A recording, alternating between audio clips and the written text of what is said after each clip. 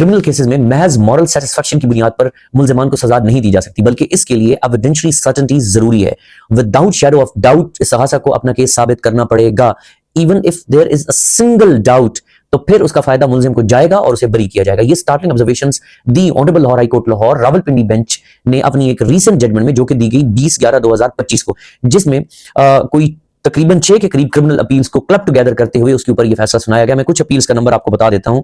Criminal appeal number 926 of 2023, criminal appeal number 1063 of 2024।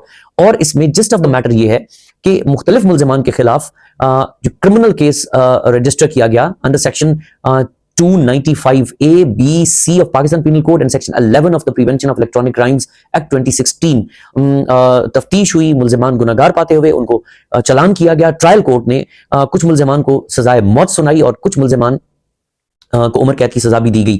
अब आते हैं जब वो ऑर्डर असेल हुआ ऑनरेबल हाई कोर्ट के सामने, तो क्या बुनियाद रखी गई मुल्जिमान को बाइज्जत बरी करने की, कि अगर किसी शख्स के खिलाफ 295A पाकिस्तान पेनल कोड के तहत कार्रवाई करना मकसूद है, then under section 196 CRPC prior permission जरूरी है। इसके उस परमिशन के बगैर उसमें कार्रवाई नहीं की जा सकती। सो इस केस में ऐसी कोई परमिशन नहीं ली गई।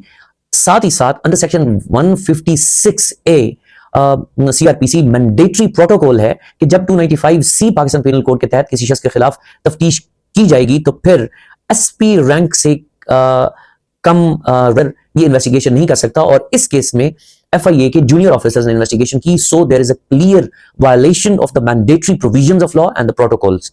अगली बात जो की गई कि जो मुस्तगीस मुकदमा है वो 3 साल तक उन व्हाट्सएप ग्रुप्स का हिस्सा रहा जिनमें अलेजिडली ब्लास्फेमस या तौहीन अमेज मवाद अपलोड किया गया, पोस्ट किया गया, जिससे तौहीन होती थी अल्लाह, उसके रसूल सल्लल्लाहु अलैहि वसल्लम, अज़वाज मुतहरात, सहाबा इकराम, अहले बैत। तो ये जब 3 साल तक इसने खामोशी अख्तियार की, ही प्रेफर टू कीप मम, तो फिर ये भी उसके बारे में शकूक व शुबहात पैदा करती है। दूसरा, जिस डिवाइस से उसने प्रिंट आउट्स लिए, जिस डिवाइस के स्क्रीनशॉट्स उसने ड्यूरिंग इन्वेस्टिगेशन दिए और इवन ट्रायल में भी उसने पेश किए, तो फिर उस डिवाइस को कब्जा में नहीं लिया गया, उसका फॉरेंसिक एनालिसिस नहीं करवाया गया। उसके बगैर ये मटीरियल कैसे काबिल कबूल है।